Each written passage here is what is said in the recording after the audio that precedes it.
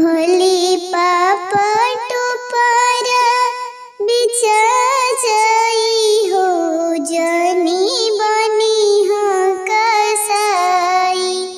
पापा भोली टोपर बिचा जाई हो जनी बनी कसाई।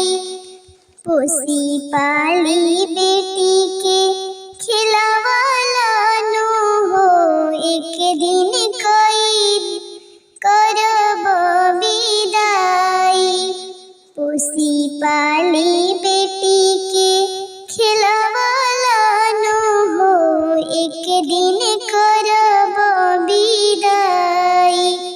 जनमी से पहले पापा एक सपना दिखला।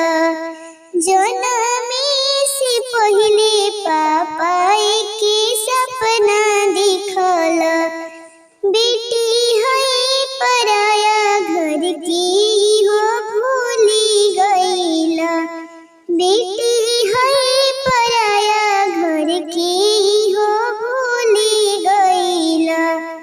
भरल अंजूरी मोतिया लुटाइला हो पापा बनल कसाई।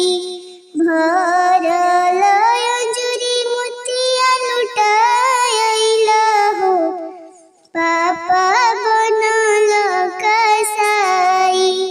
पोसी पाली बेटी के खिलावाला नो हो एक दिन करब विदाई। पोसी पाली बेटी के खिलावाला नो हो एक दिन करब विदाई। सुगावा ऐसन पापा पिंजड़ा में पलल। सुगावा ऐसन पापा पिंजड़ा में पलल। बेटी है पराया घर की हो भूली गईला। बेटी है पराया घर की इहो भूली गईला। पोसल सुगवा तुहू उड़ाई अइला हो पापा बनल कसाई। पोसल सुगवा उड़ाई अइला हो पापा बनल कसाई। पोसी पाली बेटी के खिलावाला नो हो एक दिन करब विदाई।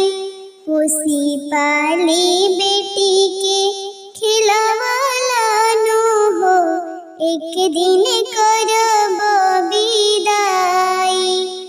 पोसी पाली बेटी